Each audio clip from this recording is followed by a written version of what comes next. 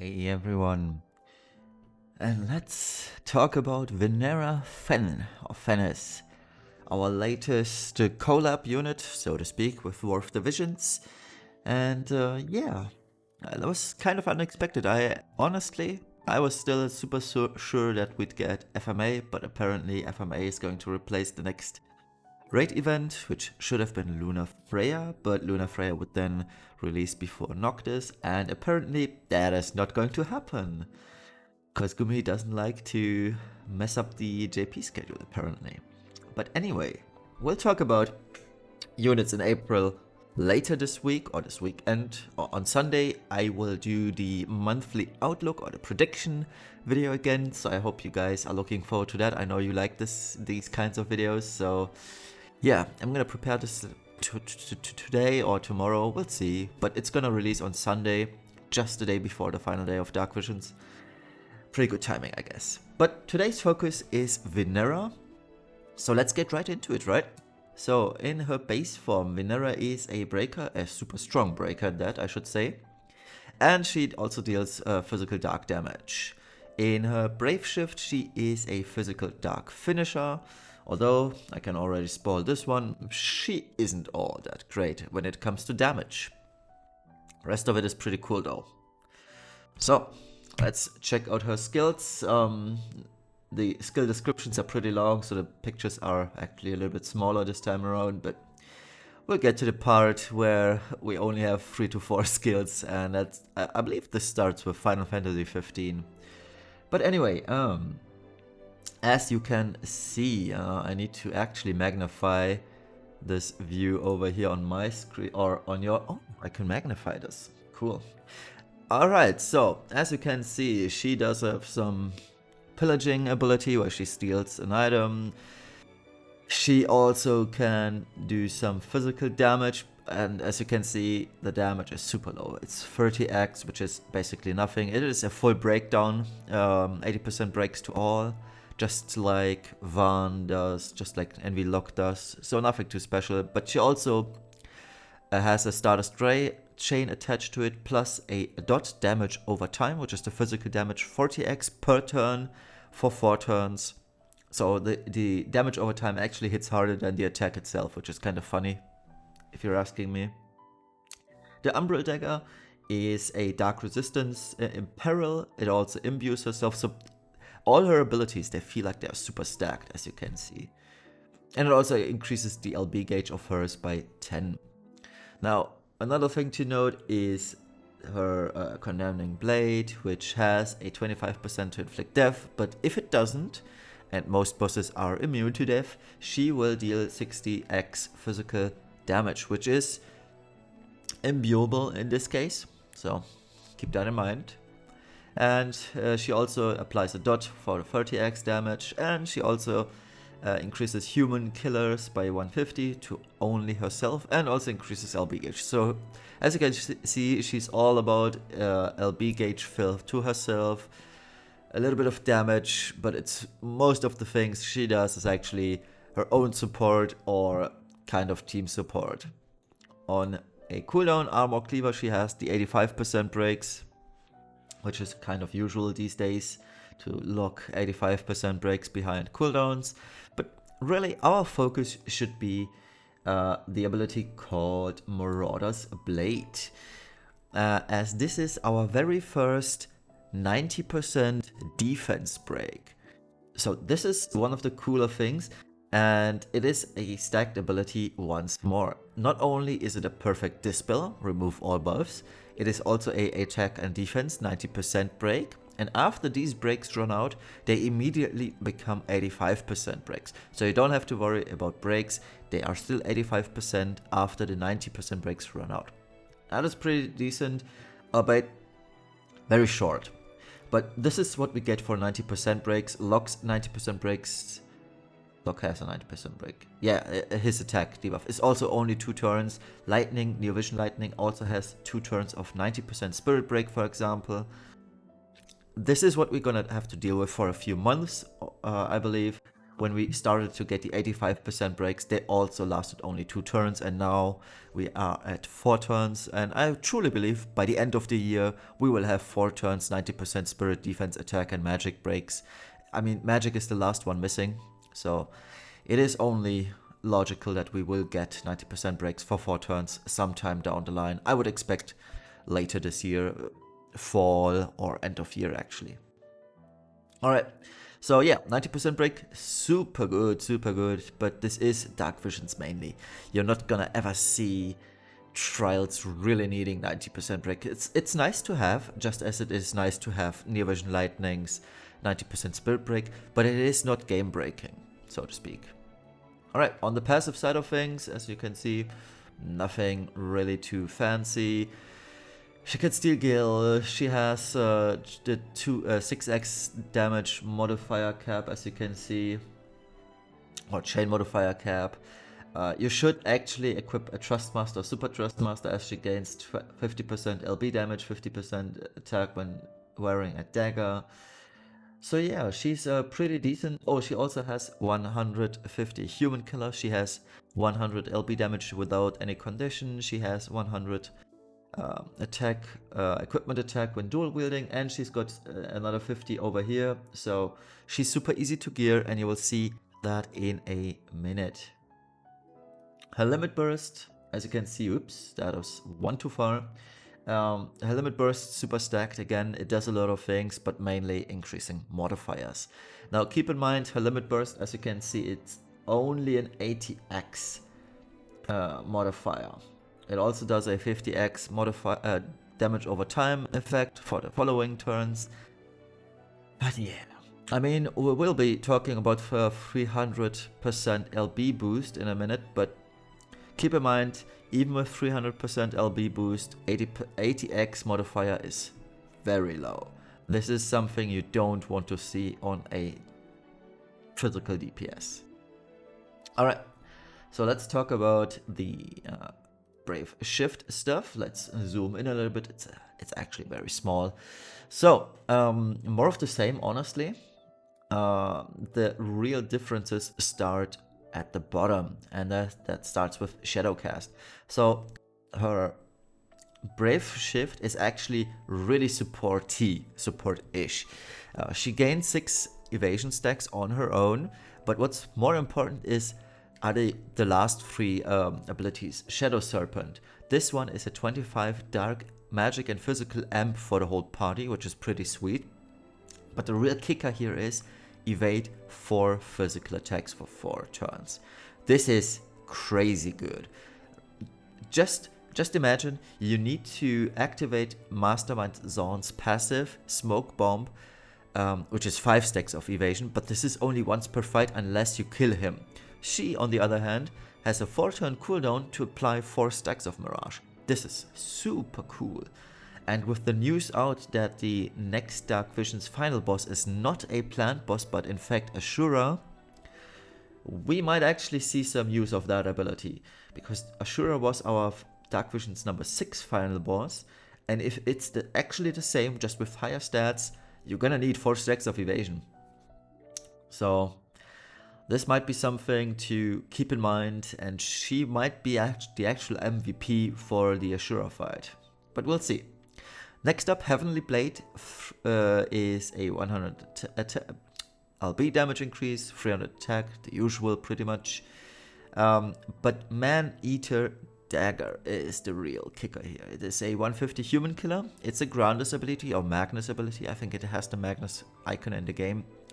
But what's important here is the 300 LB damage for 2 turns. Now, mind you, it's only 2 turns because it is 300. So if you want to make sure you get the best out of her, you'd pretty much have the rotation 90% Spirit Break, Man-Eater Dagger, LB. That way you'd have the strong LB damage, you'd have the 90% break, and well, the 50% dark amp from her LB. But you'd need an external, what is it called, 130 Imperil to Dark, etc, etc. So she's self-sufficient, but she's very self-centered in that matter. Alright, and the passive side of things has no real changes. It's more of the same, honestly. As you can see, still 6x chain cap, nothing really too surprising. Alright, so her Brave Shift Limit Burst, it is for an attack to self, 50% dark magic and physical amp, and it's only 85x. And keep in mind, this is locked to dark, so it's dark physical damage, 85x. It is a single hit, meaning she's a finisher, 45 LB cost, which is quite usual these days. So yeah, when it comes to limit bursting, although the numbers, especially the LB damage increase at 300, sounds super cool on paper, it is not. In fact, when you look at the limit burst itself. Alright, let's check out her Trustmaster and Super Trustmaster, because both are super good. So her Trustmaster is an accessory at 182 HP. I don't know why HP for a physical DPS, but okay. It also has 40 attack and 7 defense. With the 7 defense, I don't know what they're doing here. But it also provides 25% physical human killer and 25% physical evasion. So more evasion accessories are always cool. I made a typo, it should state 2 C's. Oops, sorry about that. It's always welcome, I like it for that matter. But also including killers on accessory is pretty rare. And it makes it a pretty solid Trustmaster. If you need just a little bit more human killer, this might be a good option. But like I said just a second ago, this has some weird stat allocation issues. I mean, defense? What's she gonna do with defense? She doesn't have any scaling with defense, so I don't think this is a good choice when it comes to stat allocation, that is. A Super Trustmaster is a materia. 70% unconditional attack, which is very cool. She also gains 30% physical evasion, or the wearer gets 30% physical evasion, and on top of that you gain 50% LB damage increase, which is a very good materia with high unconditional attack percent and LB damage. And this makes gearing for evasion even easier, which is a huge plus. I know some of you guys have a little bit of trouble gearing for evasion effectively. Now we have a 30% evasion materia, which is pretty sweet. It is the highest, I think, even when it comes to materias. Or is dodge roll more? No, I think dodge roll is 30% as well. So again, this is very cool. And in comparison to dodge roll, this provides LB damage and attack percent. Yeah, and it is super slot efficient, right? If you want to build, say, Lightning, New Vision Lightning in her Brave Shift for evasion, because you need her passive provoke evading, this is pretty cool. She also gains LB damage and attack, so I mean the attack on the Brave Shift and Lightning is useless, but LB damage, hello there. Pretty sweet. It's very slot efficient, keep that in mind. Alright, Vision card. So at level 1, base 50 attack, and at level 10, finally, 110 attack again. Passives, 100 attack percent if in total at 4 and 7 combined if you are wearing a dagger. So Vinera is specified? Is that the word I'm looking for?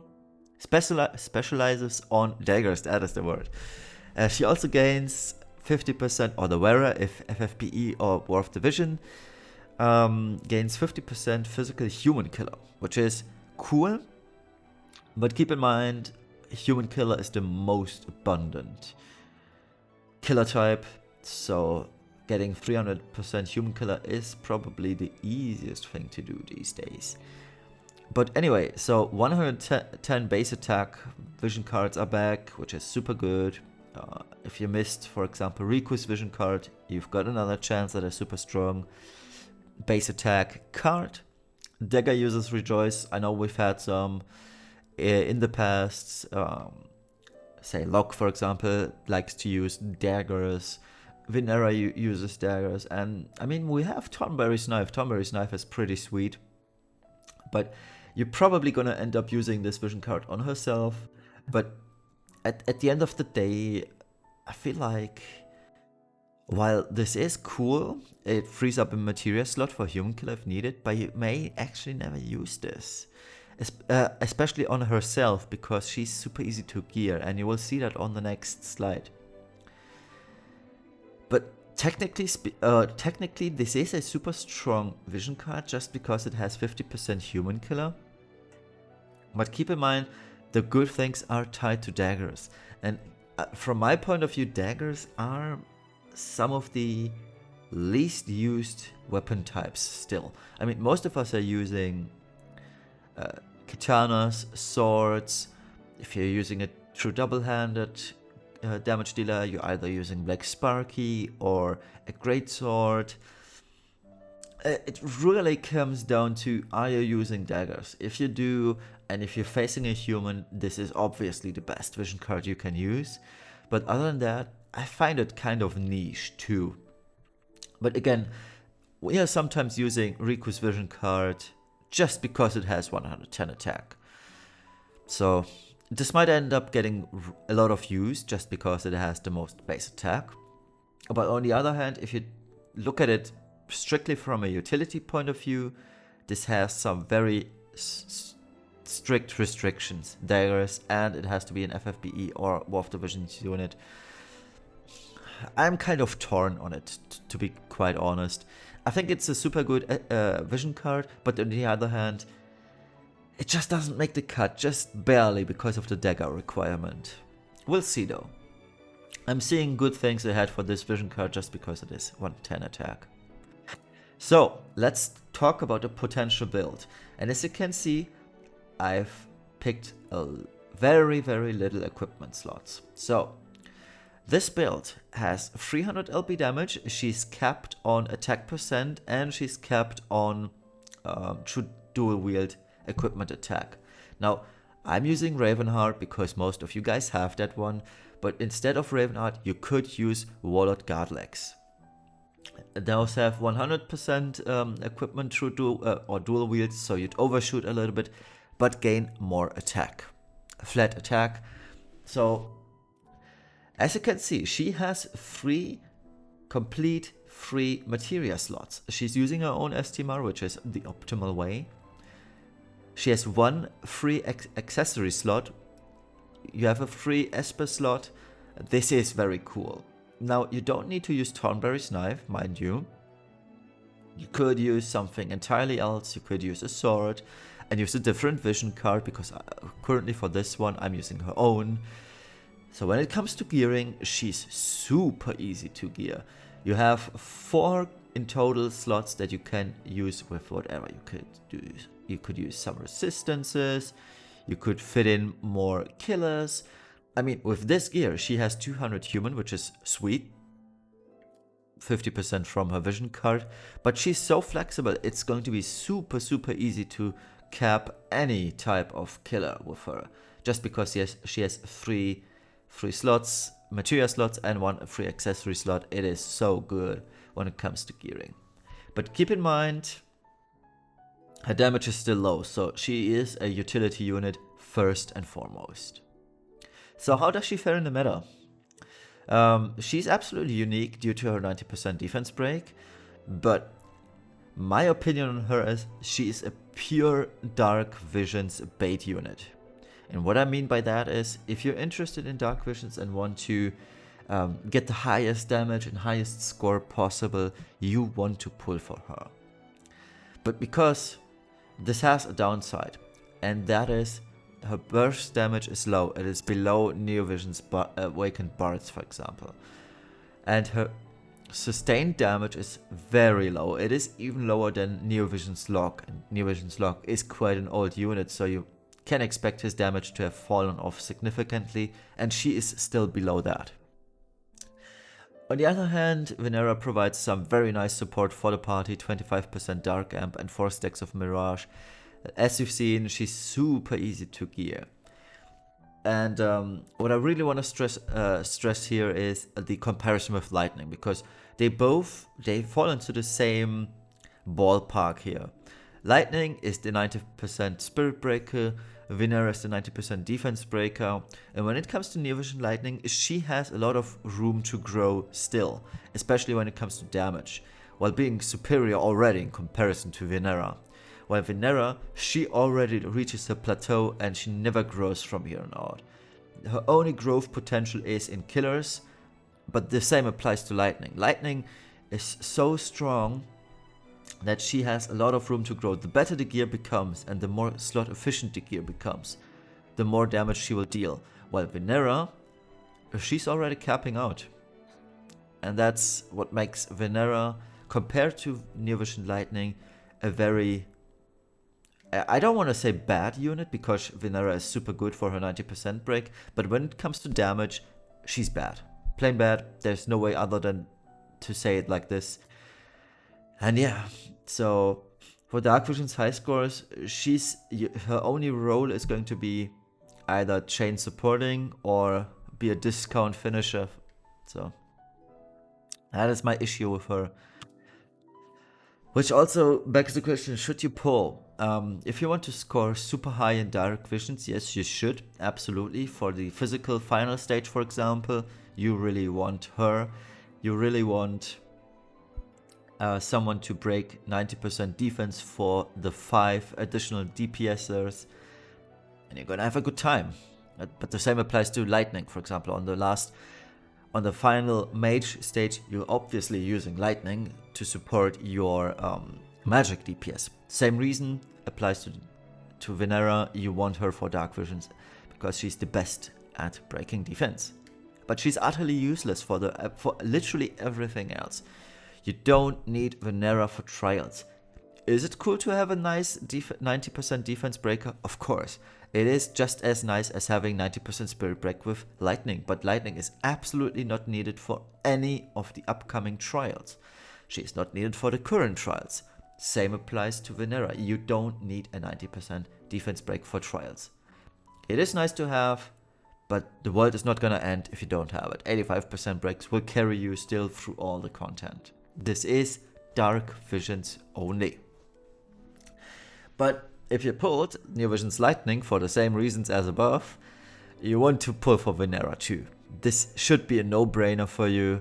And now I'm sounding like a hypocrite right now because I haven't pulled for Vinera, or I did with tickets.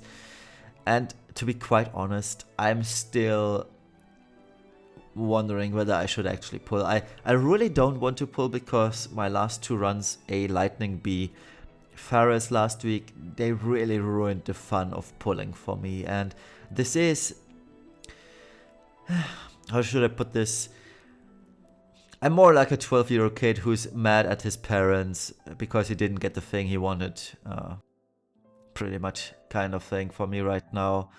I want Vinera, but I don't want to pull with Lapis just because I got burned twice in a row now, and maybe I'll get over myself until Monday and pull for Vinera, but at the moment, I really don't feel like pulling at all. It's just, alright. But anyway, if you want a 90% attack breaker, there's also Near Vision's Lock, who also deals more sustained damage. So yeah, keep all of that in mind. If you want to score high in Dark Visions, get her. You really want her. But for everything else, there's Lightning, or 90% attack breaks, there's Lock. So it's a tough call, to be honest. Because if you have Lock or if you have Lightning, you don't really need Vinera. But again, there's Dark Visions. If you want to score high in Dark Visions, get her. I think I've said this more than enough times now. So we can skip to the end. Yeah, Vinera. I don't think she cuts it as a damage dealer, but she's super good as a defense breaker. So thank you all for watching. Let's see what we get next week. I hope this was helpful to you in deciding whether to get her or not. And yeah, we'll see each other tomorrow for the second day of Dark Visions. We'll see each other on Sunday again for the prediction of April units. And Monday again for Dark Visions, the final stage. So thank you all very much for watching. I hope you liked this. Have a nice Friday. See you tomorrow for Dark Visions. Bye bye.